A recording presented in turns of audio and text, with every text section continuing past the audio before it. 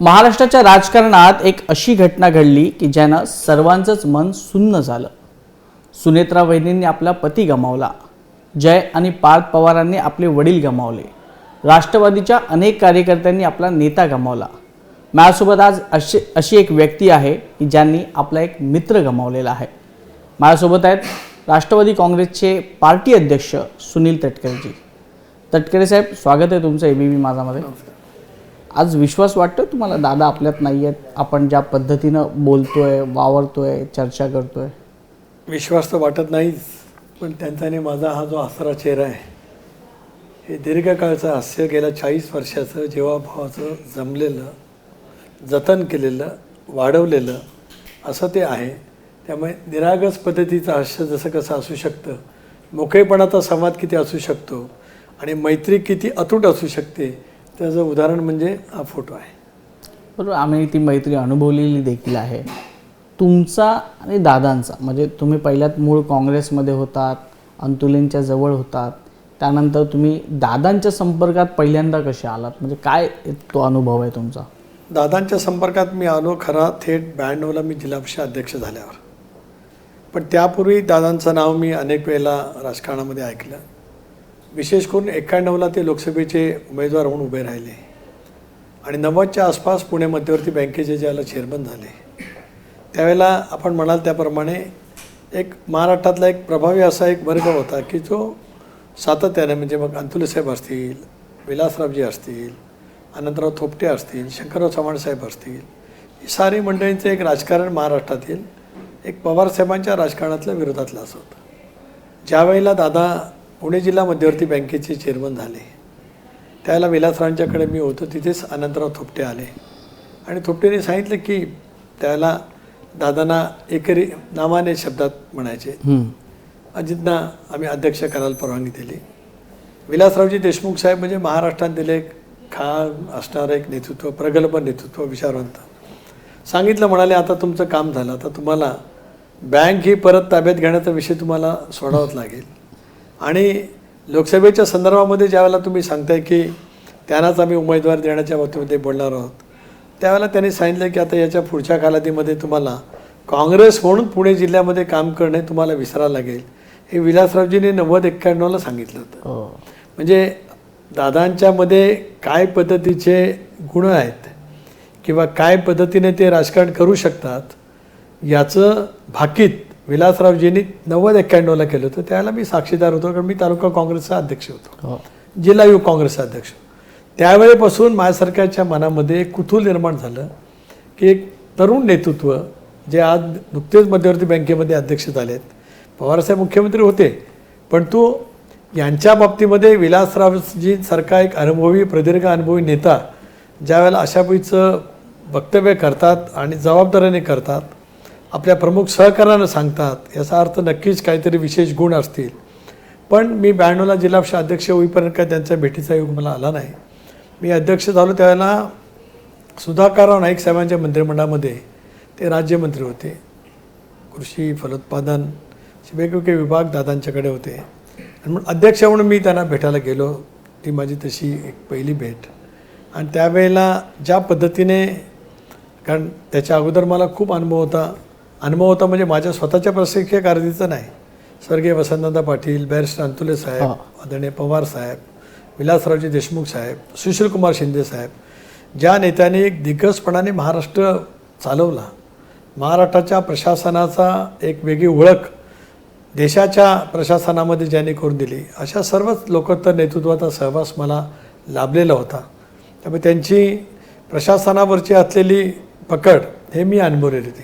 पण दादांच्या जवळ ज्याला माझी पहिली भेट झाली आणि मी काय प्रश्न रायगड जिल्ह्याचे फलोत्पादनाचे ज्यावेळेला त्यांच्याकडे मांडले, त्यावेळेला त्या प्रश्नाची सखोल माहिती, कारण कोकण, रायगड आणि पश्चिम महाराष्ट्र, बारामती याच्यात भौगोलिक खूप फरक आहे. आपल्या कोकणामध्ये फळ पळावं याच्या पलीकडे काही नाही.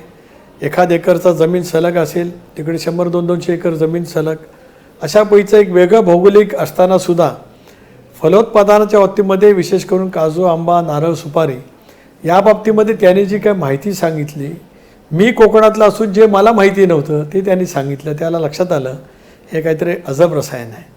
आणि त्याच्यामुळे त्यांच्याजवळची एक जवळीक बांधिलकी वाढलीच. आणि मला आठवलं की विलासरावजी जे त्यांच्या सहकार्याला बोलले होते, याचा अर्थ की महाराष्ट्राच्या राजकारणामध्ये एक वेगळी चमक दाखवणाऱ्या नेत्याशी आज आपली भेट झाली, ती मला स्मरणात आहे. मंत्रालयाच्या अनेक बिल्डिंगमध्ये, म्हणजे जिथं पोस्ट ऑफिस आहे त्याच्या 4थ्या का 5व्या मजल्यावरती दादांचं कार्यालय होतं. तिथून जी एक ओळख झाली. मग 95ला विधानसभेवरती मी निर्वाचित झालो. ते त्यावेळेला विधानसभेवरती होतेच. मी विधिमंडळ पक्षाचा, काँग्रेस पक्षाचा चिटणीस मला त्यावेळेला नेमला गेला. पवारसाहेब विधिमंडळ पक्षाचे नेते होते. त्यावेळेला दादांचा पहिल्या दुसरा रांगे दादा असायचे, माझी 5वी 6वी रांग असायची, कारण माझी पहिलीच हे होती. पण काही वेळा बोलताना एक मी पाहिलं 95पासून की दादांची सभागृहातली उपस्थिती ही पूर्ण वेळ असायची. 100%. प्रश्नोत्तराच्या तासापासून तर सभागृह संपेपर्यंत सभागृहात एकमेव उपस्थिती कोण, तर त्यांचं नाव दादा.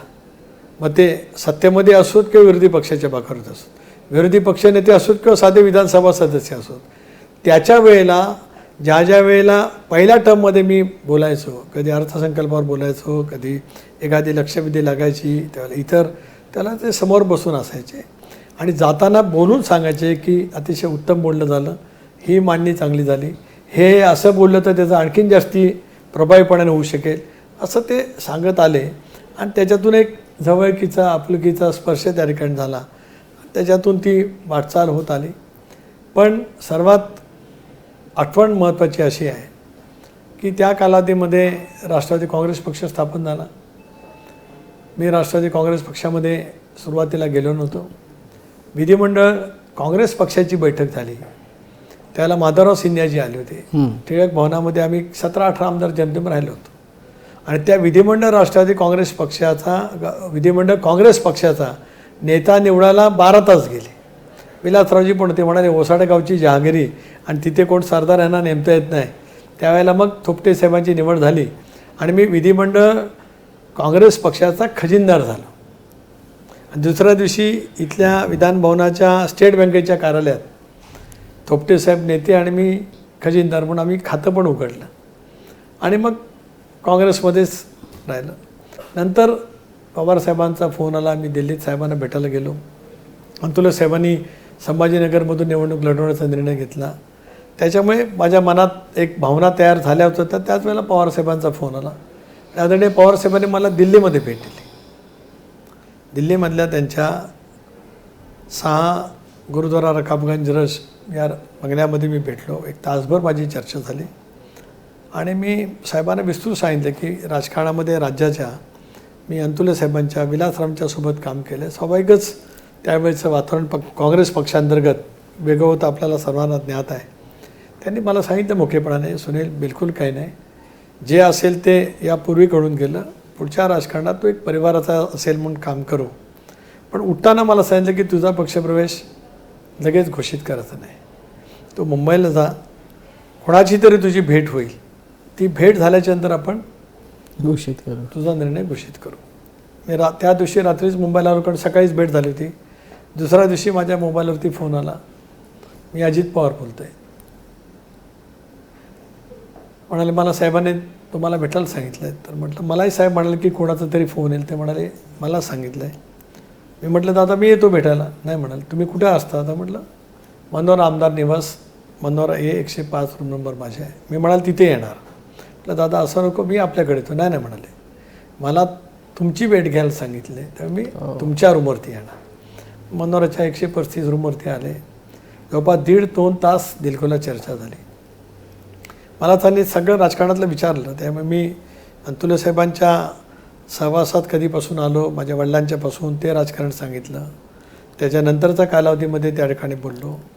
91ला ज्यावेळेला पवारसाहेबांच्या विरोधामध्ये एक भूमिका घेतली गेली, 92च्या नंतर ज्या वेळेला सुशीलकुमार शिंदे साहेब प्रदेशाध्यक्ष असताना, शंकरराव चव्हाण साहेब, अंतुले साहेब, विलासरावजी, त्यावेळेचं मी त्यांना आठवण सांगितलं की त्यावेळेला रॉयल स्टेशनच्या बंगल्यामध्ये मी अनेक वेळेला जायचो. म्हणजे अँटी पवारसाहेब कॅम्पमध्येच माझं त्यावेळेचा प्रवास त्या ठिकाणी झाला होता. त्यांनी सांगितलं की सुनीलजी तुमची आणि माझी मैत्री जमली आजपासून. तर काल काय घडला हा विषय संपला, आजपासून अजित पवारांची आणि तुमची दोस्ती झालेली आहे. ओके, म्हणजे त्याच वेळेला तुमची गट्टी जमली आता होती. ती कायम राहणार आहे. त्यामुळे आता कालचं तुम्ही विसरायचं, मला तर काय विसरण्याचं काय आहेच नाही, कारण आपलं आजपासून नातं नव्यानं जुळत आहे आणि इतक्या मोकळेपणे चर्चा झाली. आणि मी त्यावेळेला त्यांना सांगितलं की माझ्या समवेत सुरेश लाड येथील तर विधानसभेची उमेदवारी मला तर मिळेल, कारण मी सिटिंग आमदार होतो. सुरेश लाडना उमेदवारी मिळाली पाहिजे. माझा निर्णय व्हायच्या अगोदरच कर्जत मतदारसंघातून पुंडलिक पाटलांची उमेदवारी जवळपास पवारसाहेबांनी नक्की केली होती. मला त्याने सांगितलं की मी जो शब्द देतो तो पुरा करतो, तुमच्या मनात आहे त्यालाच उमेदवारी दिली जाईल. असं हातात मिळून उठले आणि म्हणाले याच्या पुढे तुम्हाला अनुभव येईल की अजित पवार जो शब्द देतो तो मी पूर्ण करतो. बापरे. आणि 99ला शेवटची उमेदवारी जाहीर झाली सुरेश लाडची. त्याला बारामती हॉस्टेलला मला बोलवलं. आदरणीय साहेब होते, दादा होते, त्याला विजय सावंत MLC होते आपल्या कोकणातले, हो. ते त्यावेळेला आग्रही होते पुंडलिक पाटलांच्यासाठी. तिथून त्याने अशोक शेट्टींनाही फोन लावला. खूप चर्चा झाली आणि उठताना दादांनी एवढंच पवारसाहेबांना सांगितलं की सुरेश लाडांची नक्की उमेदवारी होईल. आणि माझ्या हातात सुरेश लाडांचा AB फॉर्म दिला. मैत्री कशी निभवायची, मैत्रीपेक्षा राजकीय दिलेला शब्द कसा पुरा करायचा. राष्ट्रवादी काँग्रेस पक्षामध्ये येऊन मला 1-2 महिना झाले असतील किंवा माझं तोपर्यंत राजकीय आयुष्य एका वेगळ्या काँग्रेस अंतर्गत वेगळ्या प्रवाहामध्ये होतं, तरीसुद्धा जो विश्वास त्याने माझ्यावरती टाकला आणि AB फॉर्म दिला. दुसऱ्या दिवशी अर्ज भरण्याचा शेवटचा दिवस होता. पुण्यावरनं निघून खंडाळा घाटातनं खाली उतरल्यावर सुरेश लाडांकडे AB फॉर्म दिला. त्याने अर्ज भरला, सुरेश लाड निवडून आले. त्यावेळेपासून एक निखळ मैत्री जी जपली गेली. राज्यमंत्री झालो त्यावेळेलासुद्धा पक्षांतर्गत आपल्याला माहिती आहे A10 बंगला होता आणि पक्षांतर्गत त्यावेळेला नेतेपदाची निवडीसाठी निवडणूक झाली. भुजबळ साहेब उभे होते, पद्मसिंग पाटील साहेब उभे होते, अजून 2-3 जणं मोहिते पाटील साहेब होते, सगळे सिनियर होते. त्याला दादांनी सांगितलं होतं की कोणाला मतदान करायचं पक्षांतर्गत, विश्वासाने सांगितलं होतं. 2004ला सुद्धा ज्यावेळेला प्रसंग आला त्याला सुद्धा दादांनी सांगितलं होतं RRच्या पाठीमागे आपल्याला ताकद उभी करायची आहे. आणि त्यामुळे सगळ्या आमदारांना निरोप देण्याची जबाबदारी दिली होती. पण त्याच्याहीपेक्षा एक प्रसंग असा जो सर्वात महत्त्वाचा आहे. 2002 सालामध्ये जिल्हा परिषदेच्या निवडणुका झाल्या. त्या निवडणुकीमध्ये शेतकरी कामगार पक्ष आणि आम्ही जिल्ह्यामध्ये स्वतंत्र लढलो. फार मोठी संघर्ष झाला, पण शेतकरी कामगार पक्ष सत्तेमध्ये होता. राज्याच्या मंत्रिमंडळामध्ये गणपतरावजी देशमुख, मीनाक्षीताई पाटील, मोहनभाई पाटील हे राज्याच्या मंत्रिमंडळामध्ये होते. आमचे पालकमंत्रीसुद्धा गणपतराव देशमुख होते. आणि जिल्हा परिषदेच्या निवडणुका आम्ही एकमेकाच्या विरोधात लढलो होतो. आणि पवारसाहेबांना त्यावेळेला एक आजाराने व्याधी झाली होती, साहेब आजारी होते. साहेबांनी बोलून सांगितलं, कारण साहेबांकडे ND पाटील, गणपतराव देशमुख गेलेले होते की शेतकरी कामगार पक्षाचं अध्यक्ष झालं पाहिजे. साहेबांनी मला बोलून सांगितलं. मी गेलो अलिबागला, परंतु पक्षाच्या सदस्यांनी ऐकलं नाही. राष्ट्रवादी काँग्रेस पक्षाच्या निर्वाचित सदस्यांनी आणि राष्ट्रवादी काँग्रेस आणि काँग्रेसची युती झाली होती. काँग्रेस ऐकण्याचं कारणच होतं का काँग्रेसचा शेतकरी कामगार पक्षावरती राग होता. आणि त्यावेळेला शिवसेनेचे अध्यक्ष झाले, राष्ट्रवादीचे उपाध्यक्ष त्या ठिकाणी झाले.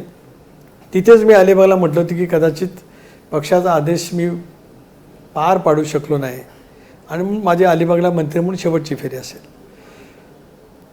अलिबाग ते मुंबईपर्यंत येत असताना 3 वेळेला माझी गाडी, त्याला लाल दिवा असायचा, पोलिसांनी अडवली. एकदा पळसपे फाट्यावरती, मग पनवेलला आणि मग टोल नाक्यावरती. गृहमंत्र्यांनी म्हणजे उपमुख्यमंत्र्यांनी फोन करायला सांगितलं.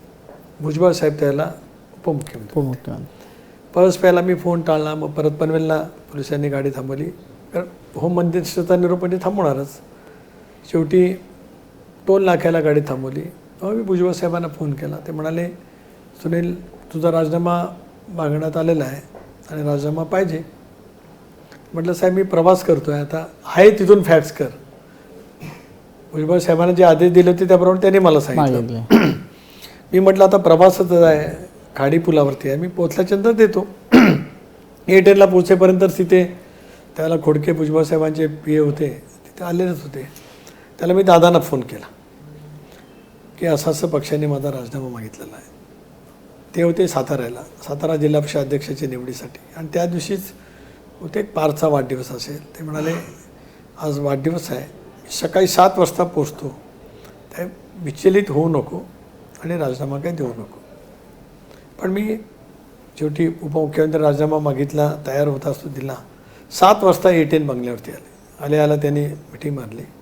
म्हणाले तुझी काही कसूर नाही, राजीनामा देण्याची गरज नाही, मला जे बोलायचं ते मी साहेबांजवळ आणि पक्षाजवळ बोलेन. त्यांनी प्रयत्न केला, परंतु अर्थसंकल्पीय अधिवेशन चालू होतं. शेतकरी कामगार पक्षाने पाठिंबा काढण्याचं घोषित केलं आणि त्यावेळेला 7-8 पक्षाचं सरकार होतं आणि 5 ही संख्यासुद्धा सरकार चालवायला महत्त्वाची होती. आणि अर्थसंकल्पीय अधिवेशनात आपल्याला माहिती आहे की मनी बिल असतात, एखादं कपातसुद्धा दिली गेली, त्याच्यावरती मतदान झालं तर सरकारला राजीनामा द्यावा लागत असतो. त्यामुळे अर्थसंकल्प मांडल्याच्या नंतर 3-4 दिवसांनी माझा राजीनामा झाला. पुन्हा मला समजावलं ते घरी आले, कालखंड जाईल वगैरे वगैरे सांगितलं.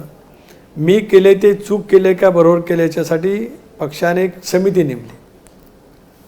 त्यामध्ये पिचड साहेब होते, भाऊमंद्रराव पाचपुते अध्यक्ष होते. तो रिपोर्ट आला की माझी काय चूक नाही, सदस्यच ऐकले नाहीत. पण मग साहेबांकडे मांडण्यात आलं की मला परत मंत्री करावा. त्याच्यातही कालखंड गेला. एक दिवस मला म्हणाले की चला साहेब लंडनला गेलेत, आपण भुजबळ साहेबांना भेटायला जाऊ. सह्याद्रीवरती भुजबळ साहेबांना भेटायला गेलो. भुजबळ साहेब म्हणाले की साहेबांनी मला सांगितलं तर मी नक्की शपथविधीचं मुख्यमंत्र्यांना सांगेन. त्याने तिथून साहेबांना फोन लावला, वेळ बघितली तर लंडनला किती वेळ असेल. आणि साहेबांनी त्यांनी सांगितलं भुजबळ साहेबांनी की दादा आलेत आणि सुनील आला आहे.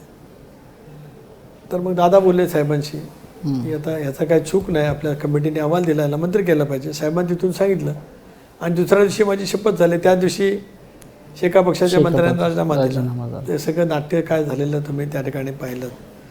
ठामपणाने पाठीमागे दादा उभे राहिले. एक भाग व्यक्तिगत जीवनामध्ये सुद्धा अनेक वेळेला असे प्रसंग आले की ज्या वेळेला माझं सुतारवाडीचं घर आहे जिथे गीताबाग म्हणून आहे, तिथे इतक्या वेळा दादा आलेत, किमान वर्षातून 3-4 वेळा ना आलेत असं कधी वर्ष नाही गेलं. नाही, दादा नॉट रिचेबल झाले का सुतारवाडीलाच असंच समजायचं ना? असं नाही, काय वेळेला तसं असंच आहे, पण बऱ्याच वेळेला तसं नसायच आहे. पण एक कौटुंबिक नातं जमलं. आता माझ्या नातवांना चिरंजीव म्हणून हाक म्हणणार, आल्याच्यानंतर घरी त्यांना ज्या बाबीची आवड असायची जेवणामध्ये ती प्रकर्षाने करणार. एकदा तर त्यांच्या वाढदिवसाच्या निमित्ताने होती, त्यांचा परिवार होता, आई होत्या, त्यांचे बंधू होते, त्यांच्या बहिणी होत्या, त्यांचे एवढे सगळे होते, सगळं परिवार सहित बहिणी होत्या. दीर्घकाळ अगदी खूप गप्पा झाल्या. अनेक वेळेला प्रवास सोबत केला तर गाण्यांची आवड, जुन्या गाण्यांची आवड, किशोर कुमार गाणं आवडायचं दादा? खूप गाण्यांची आवड. म्हणजे दादा खरंच रसिक होते, दिलदार होते. अनेक वेळेला दादांची प्रतिमा एक कडक, थोडंसं स्पष्ट शब्दात बोलणारे, नक्कीच शब्दात स्पष्ट शब्दात बोलणारे होतेच, पण मनातून अतिशय भावनाप्रधान दादा होते. अनेकांनी दादांची प्रतिमा एक वेगळापैकी करण्याचा प्रयत्न केला असेल, पण मी अनेक वेळेला भावनाप्रधान दादासुद्धा पाहिलेत. किंवा प्रवास करत असताना, गप्पा मारत असताना इतके काही खळखळून हसायचे, विनोदी करायचे. काही बाबतीमध्ये 7-8 जण सहकारी राजकीय बसलो तरीसुद्धा असा दादा विनोद करायचे की ज्याच्यातून हास्य सगळ्यांच्या फुलत राहायचं.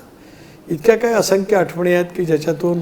साहेब, हे तुम्ही सुरुवातीपासूनचा प्रवास आता जोपर्यंत सांगितला त्याच्यावर समोर दादा तर उभे राहतात, पण दादांबरोबरचा शेवटचा संवाद काय होता तुमचा? नाही, दादांबरोबर शेवटचा संवाद जी घटना घडली त्याच्या आदल्या दिवशी 2 दिवस आधी निवडणुकीच्या निमित्ताने तेही पुण्याच्या दौऱ्यावरती होते. ते म्हणाले मला उमेदवार नक्की करायचे आहेत. मी म्हटलं मलाही करायचे आहेत. त्या दिवशी आमची भेट ठरली आणि भेट 5 वाजताची ठरली असं त्यांनीच त्यांच्या कार्यालयाने कळवलं की 5 वाजेपर्यंत. कारण त्या दिवशी मंत्रिमंडळाची बैठक होती, त्याच्यानंतर मुख्यमंत्र्यांशी त्यांची काही चर्चा होती. मी बरोबर 5 वाजून 10 मिनिटांनी गेलो. 1.5-2 तास चर्चा केली. त्या 1.5-2 तास चर्चेमध्ये प्रामुख्याने जिल्हा परिषदेच्या निवडणुका, त्यानंतर येणाऱ्या निवडणुका, ती निवडणूक एकत्रितपणाने लढवताना काही ठिकाणी तुतारीचे उमेदवार घड्याच्या चिन्हावरती लढणार आहेत अशी चर्चा झाली. महापालिकेच्या निवडणुकीचा सुद्धा मी आढावा घेतला. वाटचाल कशी करावी याच्याबद्दलची चर्चा झाली. आणि मग म्हणाले की आता सतत नगरपालिका महापालिकेच्या निवडणुका झाल्या आहेत, आता जिल्हा परिषदेच्या आहेत, बजेट माझं महत्त्वाचं आहे, त्या बजेटमध्ये तुम्हाला काय अभिप्राय आहे, कोकणासाठी काय करायला पाहिजे अशी चर्चा झाली. मग कौटुंबिक चर्चा ही अनेक वेळेला प्रदीर्घ जर का आम्ही बसलो तर अधूनमधून व्हायचीच की अनिकेत कसं आहे, मुलं कशी आहेत, किंवा आदितीच्याबद्दल तर त्यांना फार विलक्षण कौतुक, म्हणजे इतकं कौतुक की मी लेख म्हणून जेवढं कौतुक केलं असेल त्याच्यापेक्षा जास्ती कौतुक दादाने तिचं केलं. तिच्यावरती वडिलकीच्याच नात्याने जे आशीर्वाद दिले, तिला राज्यमंत्री पहिल्या खेपेला केलंच, रायगडचं पालकमंत्री पहिल्या खेपेल जे केलं, जे उद्धवजींच्या जवळ सरकार झालं होतं, त्याच्यामध्ये रायगडचं पालकमंत्री करण्यात दादांचा हिस्सा होताच. अनिकेतवरती पण त्यांचं प्रेम, माझ्या नातवंडावरती तर होतंच. त्यामुळे एक तऱ्हेची जवळीक, म्हणजे माझ्या पत्नीसहित किंवा घरी आल्याच्यानंतर आईला भेटायचे, कारण त्यांच्या आईच्या ह्याच्यामध्येच ते माझ्या आईला सुद्धा बघायचे. मी अनेक वेळा बारामतीला जायचो, त्यावेळेला त्यांच्या आईंची भेट घ्यायचो, कारण एक असं नातं एक जुळत गेलं. शेवटच्या टप्प्यामध्ये खरं आहे, कारण त्यावेळेला ते जिल्हा परिषदेच्या निवडणुकीचा तो टप्पा ऐन ह्याच्यामध्ये आलेला होता. हे पुढचे दिवस 4-5 दिवस ते कुठे आहेत, मी कुठे जाऊ शकणार आहे, याची आम्ही चर्चा केली. आणि मग निवडणुकीमध्ये आपलं चांगलं यश मिळवलं पाहिजे, पण चांगल्या क्रमांकावरती जागा मिळवल्या पाहिजेत, या पद्धतीने काम करूया अशी चर्चा होत गेली. तुम्ही बोलता बोलता तुमचे डोळ्यांच्या कडा देखील पाणवलेल्या आहेत. दादा नाही हा विचार करून, म्हणजे विचार करवतही नाही, पण झोप लागते का तुम्हाला? खरं सांगू, ज्या दिवशी सकाळी घटना झाली, त्यांनी रात्री, मी जाणार होतो दिल्लीला, अभिभाषण राष्ट्रपतींचं होतं दुसऱ्या दिवशी. तर मी त्यांना सांगितलं की अभिभाषणाला जाईन, अभिभाषण ऐकेन आणि मी लगेच दुपारी परत येईन. तर त्या चर्चेमध्ये एक काहीतरी त्यांनी मला काम सांगितलं होतं, मुख्यमंत्री महोदयांजवळ बोलायचं किंवा अमरावतीच्या वतीमध्ये बावनकुळे साहेबांजवळ बोलायचं होतं. त्यामुळे थांबा, अभिभाषण नंतर ऐकू, पण राजकारण आपल्यासाठी महत्त्वाचं आहे. पण त्यांच्या बंगल्यावरच मी दिल्लीचं जाणं तर रद्द केलं. आणि रात्री जी काय माझी चर्चा झाली होती ती त्यांना सांगायची होती, म्हणूनच त्यांच्या PAना फोन केला, मुसे यांना. तर मुसे म्हणाले मी विमानतळावरती आलो, एक 10 मिनटात दादा येतील. तर गाडीत बसल्यावर म्हटलं मला फोन लावून दे, मला महत्त्वाचं बोलायचं आहे, काही सांगायचं, कारण नंतर त्यांचे प्रचाराच्या सभा सुरू होणार आहे बारामतीमध्ये. एक 10-15 मिनिटांनी मुसेंचा फोन आला. मला वाटलं दादा बोलणार असतील. तो फोन आला, तो आक्रोश करणारचा आला की असं असं झालं आहे, अमुक तमुक. त्या क्षणाला जो मनात जो धसका बसला किंवा जे एक हृदयात खोलवर जे काय वेदना झाल्यात, या क्षणापर्यंत त्या कायम आहेत. मुंबई ते बारामतीचा प्रवास 5 तासाचा केला. अनेक फोन येत होते. माझे वडील 84ला वाढल्याच्या नंतर इतका दीर्घकाळ माझ्या डोळ्यात कधी अश्रू थांबले नव्हते. इतका मनसोक्त म्हटलं तर कसंही म्हणा, म्हणजे अश्रूचा बांध फुटलाच. मी एकटाच गाडीत होतो, ड्रायव्हर बाजूला होता. नंतर मग आदिती अनिकेत रस्त्यामध्ये भेटले आणि मग आम्ही सोबत गेलो. आत्ताही असं वाटत नाही की दादा नाही, असं वाटतं की हे हास्य येथील, हाक मारतील. या तटकरेजी कधी बोलायचे, कधी सुनीलजी म्हणायचे. एक वेगळा आपुलकीचा भावना असायच्या. तटकरेजी म्हटले म्हणजे काय वेगळं होतं किंवा सुनीलजी म्हटलं काय वेगळं होतं, अशातला काय भाग नाही. ती सुनीलराव पण म्हणायची. त्यांची बोलण्याची एक शैलीच वेगळी होती. आणि त्यांच्यानी माझ्या राजकीय किंवा मैत्रीबद्दल विलासरावजींना विलक्षण कुतूहल असायचं. त्यामुळे विलासराव मला अनेक वेळेला या अहमद पटेल इकडे आहे म्हणून हाक म्हणायचे. मी काय अहमद पटेल इतका का तर मोठा नाहीच, कधी मला माझ्या मर्यादेची जाणीव आहे. एकदा विधानसभेमधला किस्सा सांगतो. सभागृहात गर्दी कमी होती. विलासरावजी मुख्यमंत्र्यांच्या आसनावर, दादांच्या आसनावर, मी सेकंड रोला माझी होती. त्याला त्याने हाक मारली विलासरावने, या अहमद पटेल इकडे. विलासरावचं ते खात हास्य. तर मी त्यांना म्हटलं की तुम्ही जे नावाने मला हाक मारताय, ती ज्यांच्यामुळे हाक मारताय त्यांना तर सांगा मला काय म्हणताय ते. ते दादांना अजितराव म्हणायचे. आणि अजितराव इकडे इथे बसा. दादा आले तिथे. ते म्हणाले हे कोणात माहिती आहे का तुम्हाला? दादांना पहिल्या एक क्षणात लक्षात नाही आलं. म्हणाले अहमद पटेल आहे ते. एका क्षणात दादांच्या लक्षात आलं की विलासरावजींना काय म्हणायचं आहे. तो किस्सा का सांगतो मी नक्की तेवढा मोठा नाही, पण दादांची माझी जवळीक ही विलासरावजींसारख्या लोकत्व नेतृत्वाने किती स्वतःच्या मनामध्ये अधोरेखित केली होती, तो क्षण आहे. आज विलासरावजी नाहीत, दादा नाहीत, मी आहे. पण माझ्या मनामध्ये तोही क्षण आठवतो की तो सभागृहातला त्यावेळेचा. अशा असंख्य आठवणी आहेत. नंतर आरोप होत गेले, त्यावेळेला बराच वेळा आम्ही एकत्रितपणे बसायचो. चितळी समिती, मग अहवाल, अनेक वेळा चर्चा केली. एखादा अविस्मरणीय क्षण कुठला तुमच्या आयुष्यातला दादांसोबतचा? खरं सांगू का, अविस्मरणीय क्षण न मोजता येणारसारखे आहेत.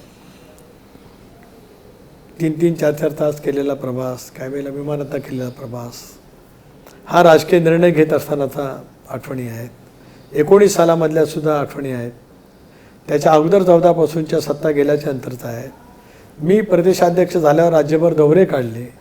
त्या दौऱ्यामध्ये सुद्धा अनेक वेळेला ते सहभागी असायचे. त्यावेळेला मुक्कामाच्या ठिकाणी असताना त्यावेळच्या सुद्धा खूप आठवणी आहेत. कारण आठवणी ह्या अनेक गोष्टीच्या पलीकडच्या आहेत. बरोबर. म्हणजे जितकं आठवत जाऊ तितकं मन अधिक सद्गतीत होईल.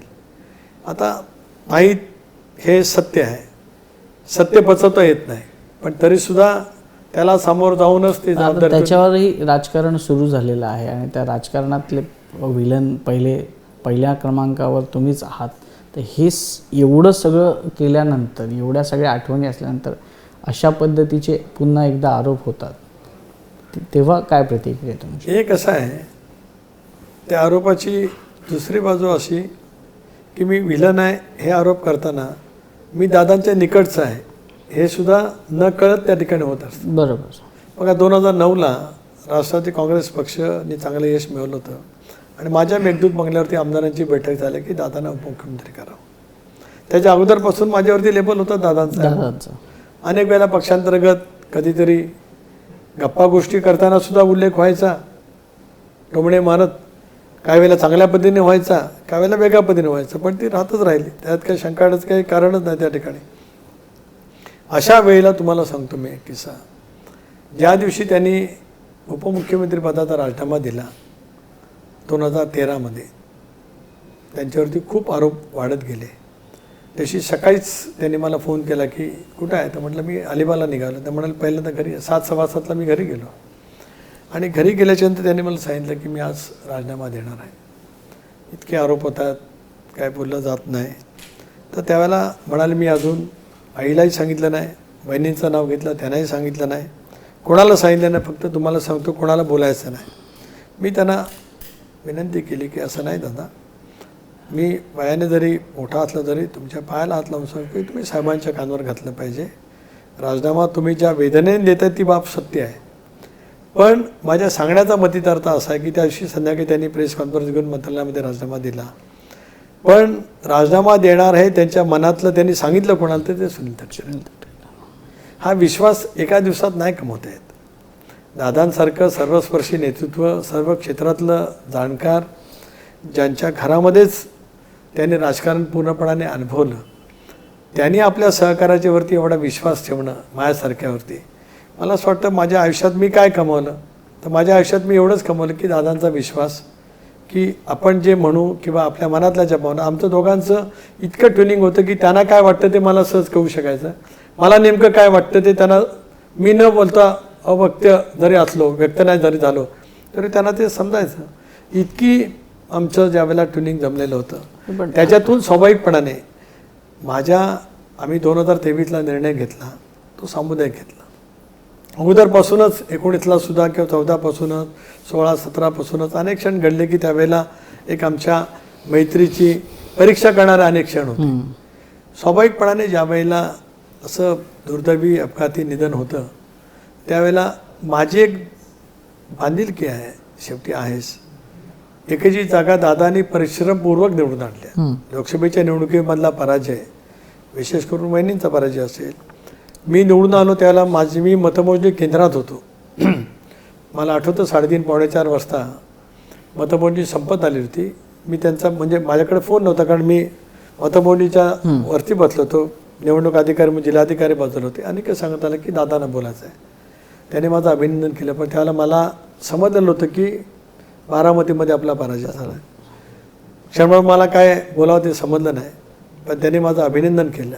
दिलदार नेता कसा असतो, बारामतीमध्ये वहिनींचा पराजय झालेला असताना माझं अभिनंदन केलं आणि मला सांगितलं उद्या एनडीएची मीटिंग आहे, तुला दिल्लीला तुम्हाला जायचं आहे. ताबडतोब मी त्यांना एवढं सांगितलं की उद्या मी पहिलं तुम्हाला भेटेन, मी देवगिरीला येईन आणि मग मी दिल्लीला जाईन. तुम्ही भेटत नाही तोपर्यंत मी दिल्लीला जाणार नाही. त्याच्यामुळे माझ्या भेटीसाठी ते थांबले. मी सकाळी 8:30ला त्यांच्याकडे घरी पोहोचलो आणि मग 9:30-10च्या विमानाने गेलो दिल्लीत गेलो आणि लगेच एनडीएची मीटिंग ज्यावेळेला सगळे मोदी साहेब होते, अमित भाई होते, नड्डाजी होते, चंद्रबाबू नायडू होते, सगळे एनडीएचे सगळे नेते आले होते आणि मग त्याच्यातूनच 2-3 दिवसांनी मोदी साहेबांचा शपथविधी झाला. म्हणजे माझ्या सांगण्याचा मतितार्थ असा आहे की तो दिवस मतमोजणीचा त्यांच्यासाठी तसा दुर्दैवी होता, कारण वहिनींचा बारामतीमधला पराजय, बारामतीमध्ये त्यांना मिळालेलं म्हणजे माघार 48,000 डेप्रिशिएट होतो. पण आपला एक सहकारी निवडून आला आहे, एनडीएच्या मीटिंगमध्ये जाण्याची जबाबदारी आहे असं सांगणारा मोठ्या मनाचा नेता, त्याच्यानंतर परिश्रमपूर्वक आम्ही प्रयत्न केले. दादा तर समजा महाराष्ट्र फिरले, एकेची जागा निवडून आल्या, उपमुख्यमंत्री झाले. स्वाभाविकपणाने ज्या वेळेला अशी घटना होते त्याला माझं दायित्व अजितदादा करण्याचे आहे. त्याच्यामुळे एक प्रश्न याच्यात असाच आहे की आता रिसेंटली म्हणजे जी घटना घडली दादांनंतर शपथविधीची सुनेत्रा वहिनींची, तर म्हणजे संपूर्ण महाराष्ट्राला पडलेला एक प्रश्न होता की एवढी घाई का केली सुनेत्रा वहिनींचा शपथविधी. तर ते तुम्ही तुमचं दायित्व पूर्ण केलं की काय त्याच्या मागचं पलीकडचं राजकारण होतं? एकदा मोकळेपणाने सांगा ना. दायित्वाचा भाग मी वेगळ्या अर्थाने म्हटलं की माझं गेल्या 30 वर्षाच्या राजकीय प्रवासातलं त्यांनी मला दिलेलं राजकीय ताकद, विकासाच्या दृष्टिकोनातून दिलेली ताकद, माझे त्यांचे एक ऋणानुबंधाचे, मैत्रीच्या नात्याचेही पलीकडचे, बंधुत्वाच्या नात्याचे पलीकडचे असलेले संबंध. दोन भाग आहेत राजकारणामध्ये. एक तर ज्या पद्धतीने विलिनीकरणाची चर्चा सुरू झाली वगैरे वगैरे, तो भाग वेगळा असेल. विलिनीकरणाची चर्चा करताना कोणी असं म्हटलं नाही, फक्त तारखा सांगत राहिले की आता विधिमंडळ पक्षाचा नेता वहिनीने व्हावं. हक्क होतं, कारण आम्ही 41 जे निवडून आलो ते इंडियाचा घटक म्हणून निवडून आलो. त्याला आमच्या विरोधामध्ये महाविकास आघाडी लढली. स्वाभाविकपणाने आमची लढत पवारसाहेबांच्या राष्ट्रवादी काँग्रेस पक्षाशी अनेक मतदारसंघामध्ये त्या ठिकाणी झाली. अशा वेळेला आमचा निर्णय घेणं हा आमचा अधिकार आहे. आणि अशा वेळेला वहिनींची साथसुद्धा ज्या पद्धतीने दादांना त्यांच्या राजकीय जीवनामध्ये मिळाली, या सगळ्या त्यांच्या जडणघडणीमध्ये प्रश्न असा आहे की 3 दिवसानंतर तातडीने का, म्हणजे काय असं? एक बाब अशी आहे की एकतर 3 दिवसाच्या नंतर आपण जे म्हणतो ज्याला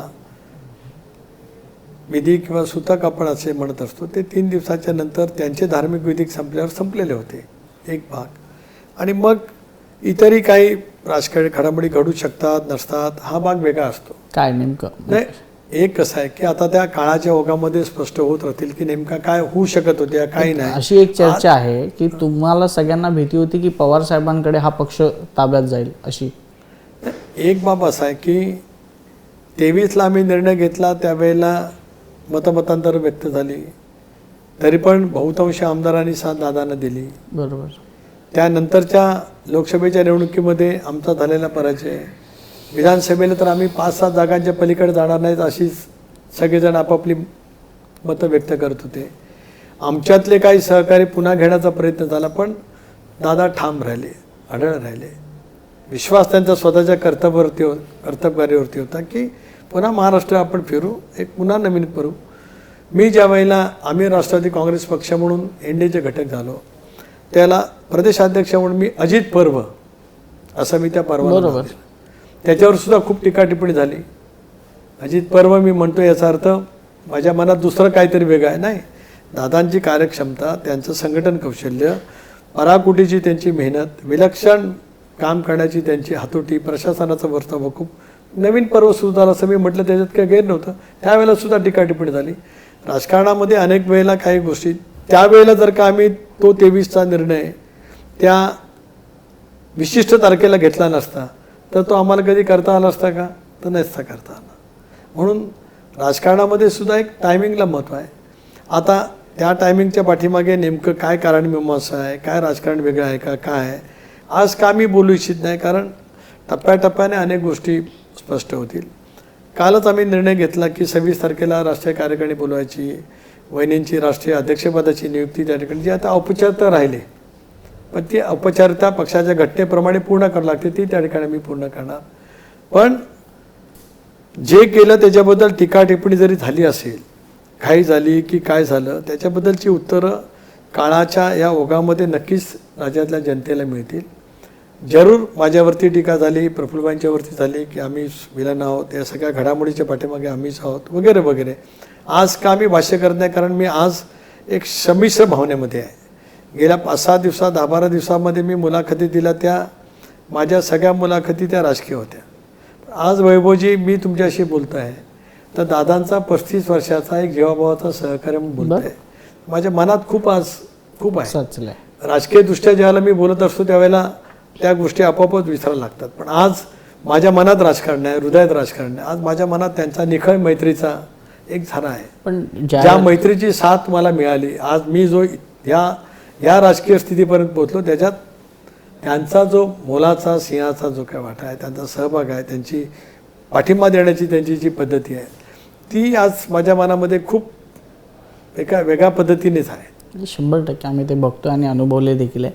पण एक मित्र म्हणून तुमची तळमळ आम्ही पाहिली, पण तिकडे दुसरीकडे पुतण्या वेगवेगळ्या प्रकारचे आरोप करतोय, संशय व्यक्त करतोय. त्याला पाठिंबा आहे की नाही तुमचा रोहित पवारांना? एक असं आहे की राष्ट्रवादी काँग्रेस पक्षाने किंवा दादांचा सहकारी म्हणून पहिल्या दिवसापासून आमची भूमिका राहिली की या सगळ्या घटनेची सखोल चौकशी व्हावी. आपल्यालाही आठवत असेल की विद्याप्रतिष्ठानमध्ये ज्या वेळेला शव आलं त्याच्या आधीच केंद्रीय मंत्री नायडू आले होते, मुरलीधर मोहोळ होते. त्यांनी त्या अपघात स्थळाची पाहणी केली आणि तिथेच घोषणा केली की याची चौकशी केली जाणार आहे. भारत सरकारने अशा विमान अपघातासाठी एक स्वायत्त संस्था निर्माण केली, त्याच्याकडे ती चौकशी दिली जाईल अशी घोषणा झाली. मुख्यमंत्री पण पहिल्या दिवशी आले होते, त्यांनी घोषणा केली की CIDच्या मार्फत चौकशी केली जाईल.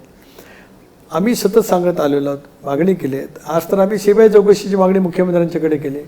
वहिनी होत्या उपमुख्यमंत्री म्हणून, प्रफुल्लबाई होते, हसन मुश्रीफ होते, मी होतो, पार्थ होता. आम्ही आज मुख्यमंत्र्यांना पत्र दिलं की CBI चौकशी करा. त्याच्यामुळे घडलेली घटना त्याची चौकशी खोलवर पद्धतीने व्हावी. बाह्य देशांतील सुद्धा अशा अपघातांची चौकशी करणाऱ्या जे संस्था असतील त्याची पण मदत त्या ठिकाणी घ्यावी. जे जे मुद्दे उपस्थित केले जात आहेत गेल्या 10, 15, 20 दिवसामध्ये त्या प्रत्येक मुद्द्याची सुद्धा माहिती संबंधितांकडूनही घ्यावी किंवा त्या मुद्द्याच्या आधारे चौकशी त्या ठिकाणी केली जावी, जेणेकरून तो अहवाल त्या संदर्भातली सत्यता. एक बघा की दादांच्या अपघाती निधनाने पूर्ण महाराष्ट्र हादरला, बरोबर, हळहळला, हादरलाही आणि हळहळला. अख्खा महाराष्ट्र बंद झाला. बाजारपेठ बंद करा सांगायला कोणी गेलं नाही. उत्स्फूर्तपणाने अख्ख्या महाराष्ट्रातल्या अगदी छोट्या छोट्या बाजारपेठा सुद्धा बंद झाल्या. इतकं विलक्षण प्रेम महाराष्ट्राच्या जनतेने दादांच्यावरती केलं. आणि मग त्याच्यातून अशा ज्यावेळेला बाबी येत असतात त्यावेळेला महाराष्ट्रातील नव्हत्या देशाच्या जनतेच्या समोर मी ज्यावेळेला दिल्लीत गेलो, कारण मी पहिले 10-12 दिवस गेलो नव्हतो दिल्लीत, ज्यावेळेला दिल्लीत गेलो, संसदेमध्ये गेलो, त्यावेळेला बहिणी आल्या होत्या, पंतप्रधान महोदयांची भेट झाली, गृहमंत्र्यांची भेट झाली, अनेक खासदार भेटले, वेगवेगळ्या राजकीय पक्षाचे भेटले. माझ्याजवळ आपुलकीने प्रत्येकजण आला. याचं कारण प्रत्येकाला माहिती होतं माझं दादाचं नातं काय. सांत्वन करायला सुद्धा आला आणि या घटना कशी घडली याच्याबद्दलची म्हणत आला. याचा अर्थ देशातल्या सुद्धा जनतेला हे कळलं पाहिजे की अपघात कशा पद्धतीने झाला, त्याची कारणमीमांसा काय, ही सत्य लवकर बाहेर आलं पाहिजे. ही त्यांचा सहकार्य म्हणून माझी आग्रही भूमिका आहेच, पण त्याने नेमलेला पक्षाचा अध्यक्ष म्हणून सुद्धा पक्षाची सुद्धा हीच भूमिका आहे. पण रोहित पवारांनी जे मुद्दे मांडले, ऐन वेळेला पायलट बदलला, पायलटच्या विम्याच्या संदर्भातला, जे पायलट होते त्यांची ट्रॅफिकमधली वाताहत जी काय झाली ती, त्यानंतर विमानातल्या अनेक गोष्टी, काचेची बॉटल, ह्या तुम्हाला पटतात की नाही पटत? नाही, एक बाब अशी आहे की या सगळ्या गोष्टीची चौकशी व्हावीच ना.